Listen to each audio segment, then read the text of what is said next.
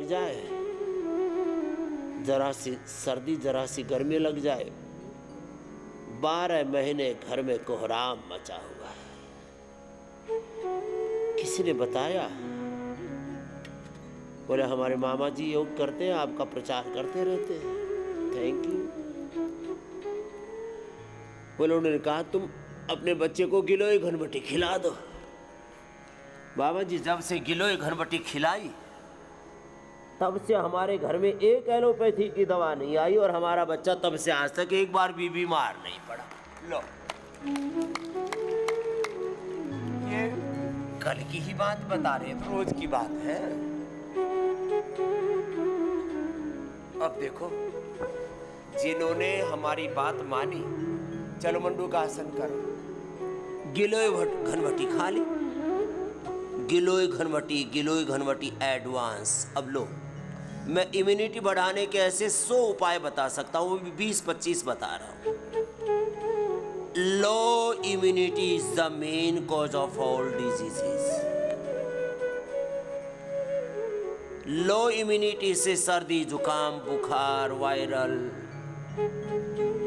Fever हो रहा है और न जाने क्या क्या। जरा सा किसी मच्छर ने काट लिया, जरा सी मक्खी बैठ गई और ये सब बीमारियां लेके घूमती रहती हैं। और यदि तुम कमजोर होगे तो छोटा सा मच्छर तुम्हें धराशायी कर देगा।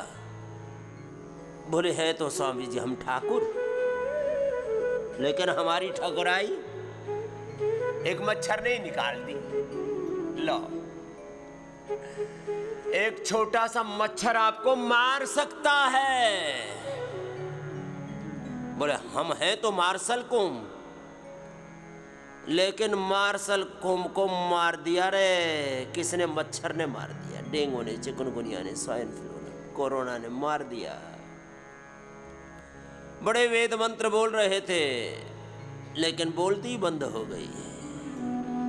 वैसा गला खराब हुआ, अब गला रुंध गया, बोला ही नहीं जा रहा, बोलती बंद।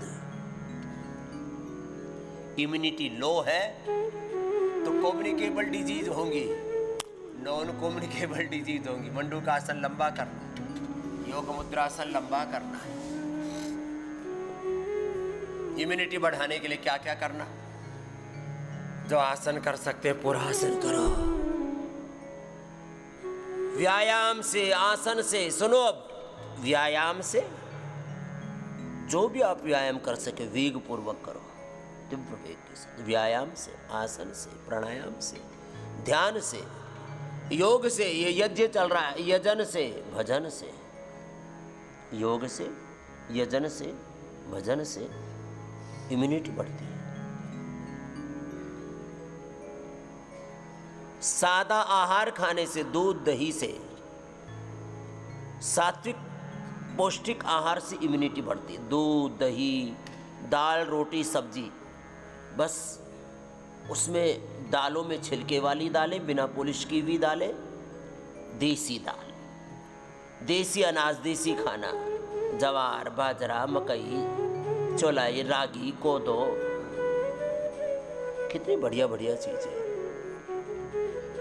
हमने अपना ट्रेडिशनल फूड छोड़ दिया। देसी तेल खाओ, तिल का तेल, सरसों का तेल और नारियल का तेल। जितने भी नेचुरल ऑयल्स हैं, रिफाइंड ऑयल इम्यूनिटी घटाता है। Natural oil, virgin oil, extra virgin oil, कच्ची घानी सरसों तेल, कच्ची घानी का तिल का तेल, कोकोनट ऑयल, गाय का घी, खड़े मसाले इम्यूनिटी को बढ़ाते हैं। थोड़ी खाए जाए तो, ज्यादा खाओगे तो इम्यूनिटी घटा देंगे। एक चुटकी भर लाल मिर्च खा सकते हो, मुट्ठी भर नहीं खाना। कुछ तो इतनी मिर्ची खाते रहे, रामा रामा। एक चुटकी भर हींग इम्यूनिटी बढ़ाती है। 1 चम्मच, एक व्यक्ति के हिसाब से 1 चम्मच गाय का घी, सरसों का तेल या तिल का तेल या नारियल का तेल बेस्ट है ये इम्यूनिटी के लिए। सुबह सुबह अंकुरित खाओ, इम्यूनिटी बढ़ेगी। सुबह सुबह काढ़ा पियो। जिनके पेट खराब है, अब देखो पेट खराब है तो सर्वकल्पवात, कब्ज है तो कायकल्पवात, पीरियड की दिक्कत है तो दशमूलवात, दिमाग में उथल पुथल चलती रहती है, स्ट्रेस रहता है, मेधाक्वात, हार्ट में उथल पुथल मची हुई है, अर्जुन का क्वात, थोड़ा दालचीनी साथ में डाल लेना। मिठास के लिए दालचीनी डालो। दालचीनी नेचुरल स्वीटनर भी है और कोलेस्ट्रॉल, ट्राइग्लिसराइड और जितने भी अनहेल्दी चीज़ें शरीर में, अनवांटेड चीज़ें बढ़ जाती हैं, उनको ठीक करती है। इसलिए कोई भी काढ़ा आदि पियो तो उसमें थोड़ा सा दालचीनी सभी में मिला सकते हैं। दालचीनी सभी प्रकार के जितने भी काढ़े आप पीते हो, एक नेचुरल स्वीटनर के तौर पर दालचीनी, मुनक्का, खजूर या अंजीर उसमें मिला सकते हो। जितने भी काढ़े पीते लो, या काढ़े के बाद थोड़ा सा एक मुनक्का या एक छोटा सा टुकड़ा अंजीर का, अथवा आधी चम्मच से लेकर के 1 चम्मच तक हनी। शुगर है तो भी आप आधी चम्मच हनी ले सकते हो, कोई दिक्कत नहीं। एक छोटी सी डली गुड़ की, और कुछ लोग गुड़ भी 100 200 ग्राम खा जाते, पूरी भेली की भेली पेल देते हैं, वो ठीक नहीं है। इम्यूनिटी बढ़ाता है गुड़, शक्कर, हनी। इम्यूनिटी बढ़ाते हैं जितने भी मिलेट्स, इम्यूनिटी बढ़ाते हैं जितने भी नेचुरल ऑयल्स हैं। सेंधा नमक है, और ये सफ़ेद नमक, रिफाइंड ऑयल, सफ़ेद नमक, सफ़ेद तेल। हाँ, ऐसे तो सब हम लोग गड़बड़ कर रहे हैं। सफ़ेद आटा, सफ़ेद चावल, सफ़ेद चीनी, ये सब इम्यूनिटी घटाते हैं।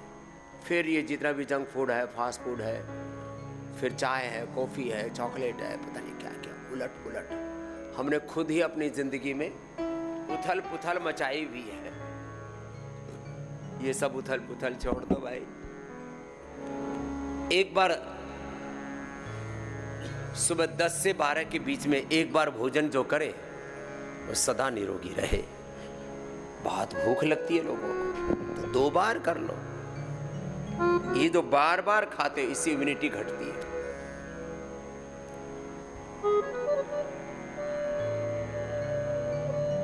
मैं कितने महापुरुषों को जानता हूं, साधु संतों को जानता हूं, 1 बार अधिकतम 2 बार, उसके अलावा बीच में कुछ नहीं खाते। यहां तो कुछ नहीं तो एक बिस्किट ही ले लिया, एक थोड़ी सी कोई चॉकलेट, कोई कैंडी मुंह में डाल ली, कभी कोई ड्राई फ्रूट मुंह में डाल लिया, कुछ ना कुछ खाते ही रहते हैं। खाते नहीं, चरते रहते हैं, गांव की भाषा में बोलते हैं। ये तो सुबह से शाम तक चरते ही रहते हैं। जो सुबह से शाम तक चरेगा वो बेमौत बोलो मरेगा। बोलो बाबा जी हमसे ही बुलवा रहे हो, तुमसे इसलिए बुलवा रहे हो, ऐसा करेगा वो तो मरेगा। बड़ा गड़बड़ है। तो इम्यूनिटी बढ़ाने के लिए बोल जी हम तो सुबह 10 बजे ड्यूटी पर निकल जाते, तो 9 बजे खा के निकलो और शाम को 5 बजे 6 बजे आकर के खा लो। ये जो दिन भर टिफिन पिफिन लेकर के घूमते रहते हो, क्या मतलब है? उसमें ज़्यादातर भोजन तो खराब हो जाता है, बासी हो जाता है, सर्दियों में सीढ़ा हो जाता है, गर्मियों में उसमें फर्मेंटेशन और कई तरह के बैक्टीरिया, वायरस, फंगस पनप जाते हैं। क्यों? 10 बजे भी ड्यूटी पर जाते हो तो 9 बजे या 8:30 बजे 9 बजे अपना प्रसाद लेके निकलो, शाम को आकर के फिर खाओ। रात को मत खाओ। रात को खाने वाले चार गति भक्षण हो, रात को खाने वाले और रात को इधर उधर हांडने वाले उनको कहते हैं निशाचर। बोलो जोर से बोलो। चर के अर्थ 2 है, एक खाना और एक घूमना। चर गति भक्षण हो, निशाचर। रात को जो खाए वो निशाचर, रात को जो घूमे हांडे वो निशाचर। हम निशाचर हो गए। लो रे भाई, निशाचरों के कोई सींग नहीं होते, निशाचरों के कोई अलग जाति वंश नहीं होते, और राक्षसों के भी। अरे भगवान के कुल में ही तो, यदुवंश में ही तो राक्षस भी हुए और देवता भी हुए। ये कौरव पांडव, ये कंस और कृष्ण एक ही कुल के तो, खानदान के तो है। ये कोई अलग कुल खानदान नहीं है राक्षसों का, निशाचरों का। हम ही निशाचर हो जाते हैं, हम ही देवता हो जाते हैं। अच्छा सोचो, अच्छा देखो, अच्छा सोचो, अच्छा देखो, अच्छा सुनो, अच्छा खाओ पियो, अच्छा बोलो, अच्छी वाणी, अच्छा व्यवहार, इससे इम्यूनिटी बढ़ती है। और जिन घर में सुबह से शाम तक हाय तौबा मची रहती है, सुबह से शाम तक चिल्ला चिल्ली होती रहती है, जिन घरों में सुबह से शाम तक लोगों में लड़ाई झगड़ा, मन मुटाव, एक दूसरे की टांग खिंचाई, अच्छा एक दूसरे से वादा खिलाफी करते रहते हैं, ये क्यों करते हो भाई? और फिर लड़ाई झगड़ा करके फिर बड़े चुपके चुपके निकलेंगे घरों से। हाँ जी, हाँ जी, गलती हो गई थी, आगे से झगड़ा नहीं करेंगे। कोई कोई घरों में तो मैंने देखा एक एक सप्ताह, 15-15 दिन, एक एक महीना बोलते नहीं आपस में, मुंह सुजा के बैठे रहते हैं। फिर कई बार बच्चों को बीच बचाव करना पड़ता है, बच्चे माँ बाप की तरफ देखते रहते हैं, लड़ाई करते रहते हैं। इससे इम्यूनिटी घटती है। 1 सेकंड के 1 लाखवें हिस्से में ब्रेन के सिग्नल्स 30-70 सेल्स तक पहुंचते हैं। अच्छा सोचने से इम्यूनिटी बढ़ती है। तुम दवाइयों की बात कर रहे हो, मैं तो कहता हूं विचार ही उपचार है, आहार ही उपचार है, वाणी व्यवहार ही उपचार है, हमारा व्यवहार ही उपचार है। अच्छा सोचने से इम्यूनिटी अच्छी होती है, और नेगेटिव सोचने से इम्यूनिटी घटती है। बाकी तो अब बताता हूं, दवाई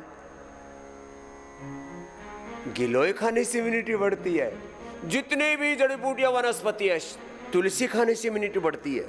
कल मैं बता रहा था ना, शिला तुलसी, ये देखो इधर रखी, ये शिला तुलसी, एक बूंद मात्र, कितना, 1 बूंद ऐसे जीभ पर डाल लो, 1 बूंद जीभ पर डाली, 1 बूंद मात्र, ये अपनी जेब में रखा करो, सुबह दोपहर शाम, ऐसे 2-2 बूंद।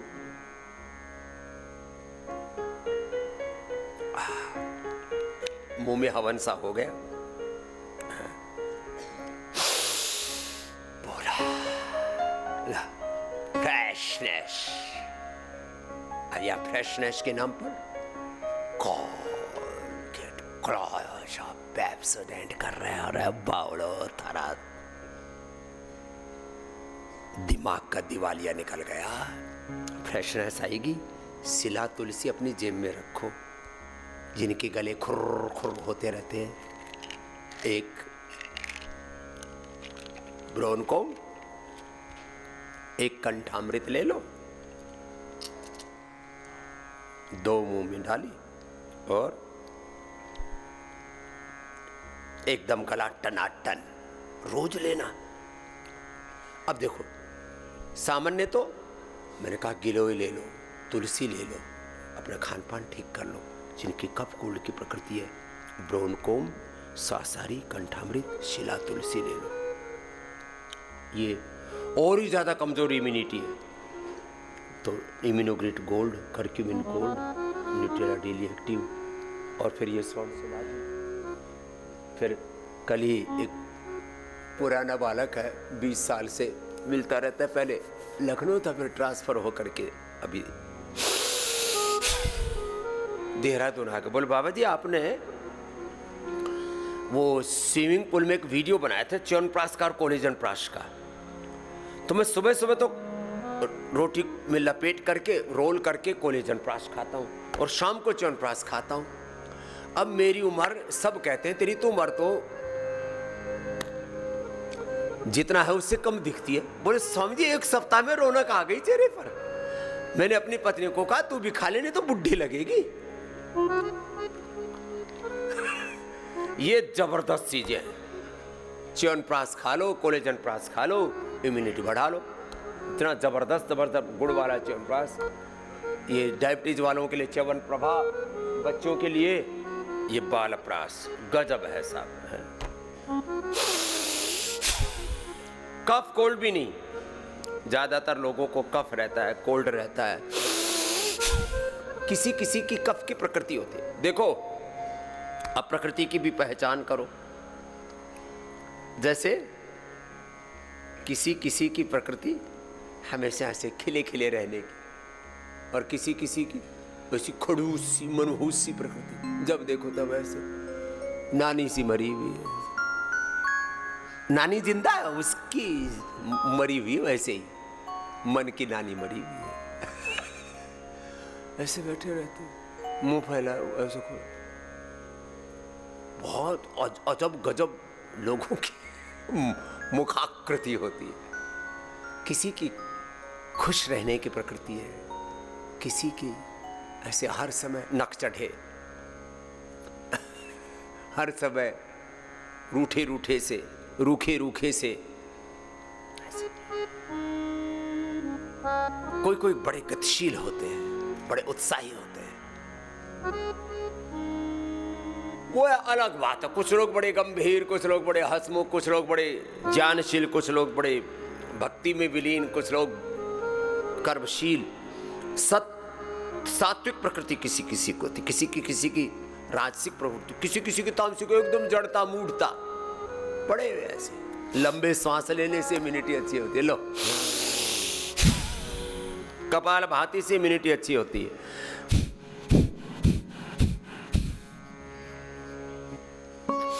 बाह्य प्राणायाम करने से तो सुपर डुपर इम्यूनिटी।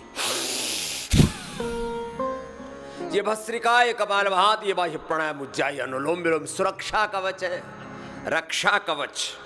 क्या है बोलो? रक्षा कवच। अच्छा आजकल ना लोगों को बहकाने के लिए ये हनुमान कवच है, ये शिव कवच है, ये पार्वती कवच है, ऐसे करके खूब लोगों को बेचते हैं। ये श्री यंत्र है, ये रक्षा यंत्र है। यद्यपि ये भी एक विद्या है, गुरु कृपा भगवत कृपा से कभी इसका भी प्रत्यक्ष करवाएंगे, लेकिन ये तो करोड़ों में किसी एक को गुरु भगवत कृपा होने पर प्राप्त होने वाली विद्या है, दुर्लभ गोपनीय विद्या है ये तो। लेकिन ये विद्या, योग विद्या सबको प्राप्त है, और योग विद्या ही तुम्हारा सुरक्षा कवच है। यही वेद विद्या, ब्रह्म विद्या, यही तुम्हारी आत्मरक्षा का कवच है, सुरक्षा कवच, रक्षा कवच। अनुलोम विलोम कर लो, पूरा श्वास भर लो, पूरा श्वास छोड़ो। तो कफ वालों के लिए कंठामृत, स्वासारी, शिला तुलसी, स्वासारी गोल्ड, स्वासारी क्वाथ, स्वासारी प्रवाह, स्वासारी शिलाजीत। दूध में हल्दी, शिलाजीत, अश्वगंधा, सुंठी, मुलैठी, थोड़ा हल्का सा उसमें लौंग या काली मिर्ची या छोटी पीपल, त्रिकुटा अथवा पंचकोल, ये डाल करके, अरे साहब चुटकी भर हेला, कफ कोल्ड भी सब खत्म, और सुपर इम्यूनिटी। फेफड़े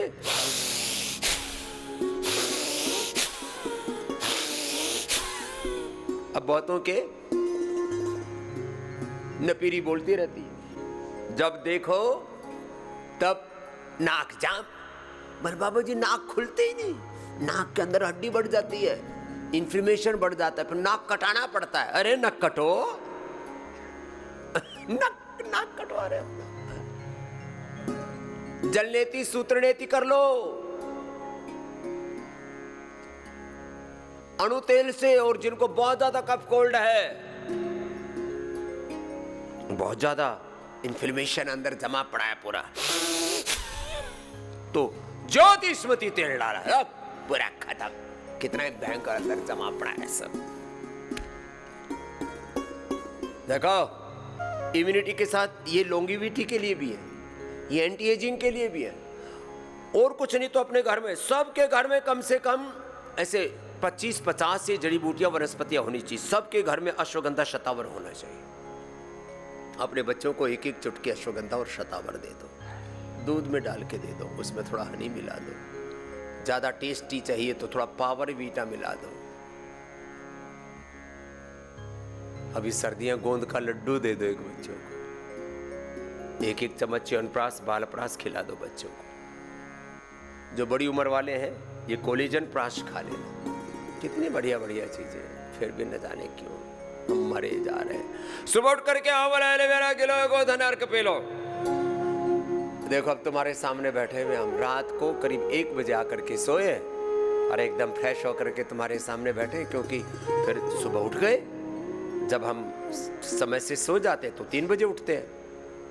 आज 4 बजे उठते ही फिर वही करीब 25 ml गोधन अर्क, 1 चम्मच शहद डाला, तेज गर्म उबलता हुआ खोलता हुआ पानी डाल दिया। थोड़ी देर में उसका वो जो गंधादी है ना अपने आप उड़ जाता है। इतना टेस्टी लगता है पीने में, और पीते ही 1-2 मिनट में पूरा पेट साफ, सेकंडों में होता है। हमारा तो जिनके बहुत सख्त कोठे हैं वो अमोनिया आदि भी पर पता ही नहीं लगता। फ्रेशनेस, इतनी ताजगी, इतनी, हमको ऐसा लगता है कि छलांग लगा दे, पूरे आकाश को माप ले, पूरी दुनिया वो अपने कहते ना दुनिया कर लो मुट्ठी में। आंवला एलोवेरा किलो गोधन अर्क पी लो। फिर गोघृत पान के बारे में मैं रोज कहता हूँ, गोघृत पान कर लो। जैसे कल हमने ये वर्जिन कोकोनट ऑयल पिया, वर्जिन कोकोनट ऑयल, गोघृत अथवा बादाम रोगन, सुबह एक बार खा लो, पी लो। और हम तो बहुत थोड़ा सा खाते हैं, कुछ तो 1-1 किलो राशन, 2-2 किलो राशन खा जाते हैं, और फिर भी कहते हैं बाबा जी कमजोरी लग रही है। दुनिया भर के फ्रूट्स, ड्राई फ्रूट्स खा गए, सब राशन रगड़ मारा, और फिर भी कह रहे कमजोरी लग रही है बाबा। जिनको खुद समझ में ना आए तो हमारे वैद्यों से समझ लेना। 1800, ये मैंने कल भी बोला था, कुछ नंबर सबको कंठस्थ होने चाहिए, और इसके बारे में प्रचार करो। योग आयुर्वेद की बात करो, प्रचार करो। इसी से करोड़ों लोगों का उपचार होगा, उपकार होगा, इसका विस्तार होगा। ये करो। भस्त्रिका, कपालभाति, अनुलोम विलोम सहजता के साथ। 1800-296-1111। मैं तो चाहता हूं देश के 140-45 करोड़, अब थोड़े दिन में तो 150 करोड़ ही हो जाएंगे, 140 करोड़ लोगों को ये फोन नंबर पता होना चाहिए। भाई कोई भी प्रॉब्लम हो तो भाई पतंजलि में फोन कर लो, आपको सॉल्यूशन मिल जाएगा। बच्चे सुबह से शाम तक ये सेवा देते हैं। एक बार सबके लिए जोरदार अभिनंदन है।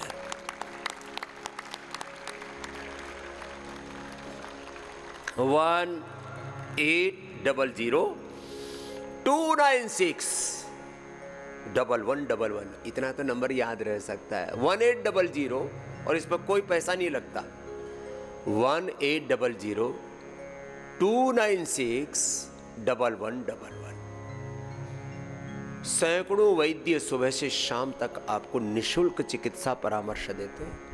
करीब 5000 डॉक्टरों की सेवा निशुल्क आपको उपलब्ध है। ये दुनिया में पहली बार पतंजलि ने किया है काम आपके लिए। करीब 5 लाख लोग योग आयुर्वेद स्वदेशी की सनातन धर्म की सेवा के पीछे तपस्या कर रहे हैं। एक बार उन सबके लिए भी जोरदार अभिनंदन है। करीब 500 doctor, scientist, senior scientist, 500 senior scientist, 5000 doctor, 5 lakh कर्मयोगी भाई बहन, और 1 करोड़ के करीब कार्यकर्ता पूरे देश में, महिला पतंजलि योग समिति, भारत स्वाभिमान युवा भारत, पतंजलि किसान सेवा समिति के माध्यम से लगातार भगवान ने ये सेवा करवाई, इतना बड़ा ये विस्तार हो पाया, करोड़ों लोगों का उपकार हो पाया। नहीं तो छोटे छोटे काम करने में लोगों की जिंदगियां बीत जाती हैं। अपना अपना अभ्यास करो, सबको पता होना चाहिए भारत के 140 करोड़ लोगों को, 150 करोड़ लोगों को, पूरी दुनिया के लोगों तक धीरे धीरे अब इस तत्व को पहुंचाना है। पूरी दुनिया, पहले रसिया के हमारे कॉमर्स मिनिस्टर और वहाँ ये भारत और रसिया की संबंधों को सुदृढ़ करने के लिए उसके चेयरमैन हैं सर्गी चर्मन। बोले बाबा जी अब पतंजलि का योग, आयुर्वेद और ये पूरी सनातन संस्कृति आप रसिया में लेकर के आओ, पूरे रसिया में हम इसका स्वागत करने के लिए तैयार हैं। सारी दुनिया देख रही है नेचुरल मेडिसिन की ओर, नेचुरल ट्रीटमेंट की ओर, सनातन धर्म की शाश्वत सत्यों की ओर। और कोई रास्ता भी तो नहीं है। दुनिया में बड़ा अंधियारा है, योग यज्ञ से ही सबको उभारना पड़ेगा। बहुत बार सुनाया आपको, तो मैं कह रहा था इम्यूनिटी के बारे में। कफ की प्रकृति है तो बता दें, वात की प्रकृति है तो क्या करें? एलोवेरा, गिलोय, पारिजात, निर्गुंडी, सहजना, दशमूल, कितनी चीजें देते हैं आपको। पीड़ांतक वात ले लो, पीड़ा निर्गोल्ड, ऑर्थोग्रिड। हड्डियां कमजोर है तो लाक्षादि गोकुल। नस नाड़ियों में भी वात आ गया है, नाड़ीगत वात है त्रयोदशांग गूगल। सर्वांग वात है योगराज, महायोगराज गूगल। वात के साथ वात रखता है, थोड़ा स्किन पर भी उभर आया है, प्रॉब्लम उभर आती है तो कैशोर गूगल। थोड़ा यूरिक एसिड बढ़ गया है साथ में तो चंद्रप्रभा भी, गोक्षरादि, अंदर से हड्डियां भुरभुरी ज्यादा ही हो गई है तो लाक्षादि गूगल के साथ अश्वशिला और ऑर्थो केयर ले लो। थोड़े दिनों तक हम सब आड़ कबाड़ खाना बंद करा देते, खाली एक समय बाजरे की रोटी खिलाते हैं और वो भी एलोवेरा की सब्जी के साथ। एलोवेरा, टर्मरिक, मेथी, हल्दी, एलोवेरा, मेथी की सब्जी बहुत अच्छी बनती है, वही सब्जी खिलाते, उपवास कराते। भयंकर से भयंकर arthritis, rheumatoid arthritis, osteoporosis, osteopenia, ANA, AVN, HLB27, बहुत तरह के वात रोग है। सब वात रोग, घर बैठे वात रोग मिटा लो, घर बैठे पूरी बात मान लो भाई, पूरी बात मान लो। अच्छा, पूरी बात मानने में जब तुम्हारी भलाई है तो क्यों नहीं मानते? न जाने क्यों लोग।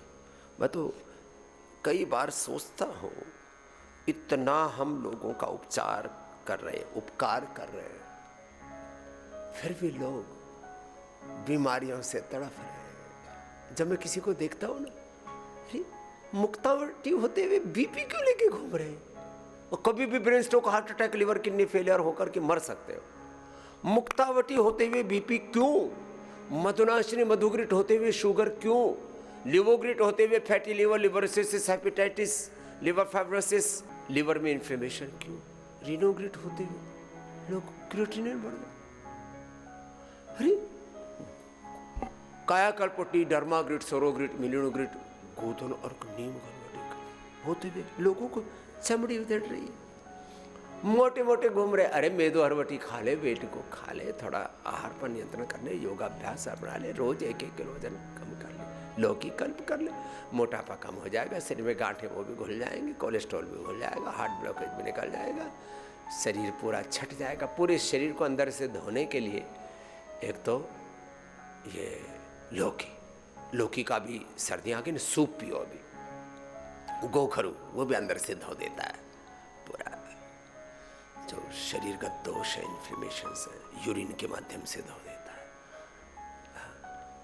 गोधन अर्क, लौकी, फिर शंख प्रक्षालन कर लो या कोलोन थेरापी कर लो या बस्ती कर लो, फिर धूप में बैठ जाओ, यज्ञ कर लो, यज्ञ की भस्म का पानी पी लो, बॉडी पूरी अल्कलाइन हो जाएगी। करो, आधा एक घंटा करना है कपालभाति, थोड़ी देर में ही करके बैठ जाते हैं, फिर ऐसे नहीं होगा। न तपस्विना योग सिद्ध्यति, प्राणायाम परम तपा, प्राणायाम परमम तपा। सबसे बड़ा तप है ये। सुनो, कितना ही भयंकर वात रोग हो, कितना ही भयंकर कफ रोग हो, कितना भयंकर पित्त एसिडिटी उबल रहा है, अरे एसिडोग्रेट न्यूमोग्रेट खा ले, एलोवेरा ले ले, बेटक रस ले ले, शीशम पीपल बेल का प्रयोग कर ले, कितने प्रयोग है। इतनी बड़ी योग की आयुर्वेद के ऋषियों की विरासत के होते हुए और फिर भी हम रोगी दुखी दरिद्र होकर के दर दर की ठोकरें खाएं, ये हमको शोभा नहीं देता। कोई महान कुल में पैदा होकर के कोई नीच कर्म करे, अरे बोले जरा अपने कुल वंश का तो ख्याल कर लेता। तो किस माता पिता की संतान है, तो किस कुलवंश खानदान का है। और सभी याद रखो इस बात को, ये सारे कुल ये गौण है, हम मूलतः ऋषि कुल के, ब्रह्म कुल के, मूलतः ईश्वर की संतान है, ऋषि ऋषिकाओं की संतान है। जरा ख्याल रखो।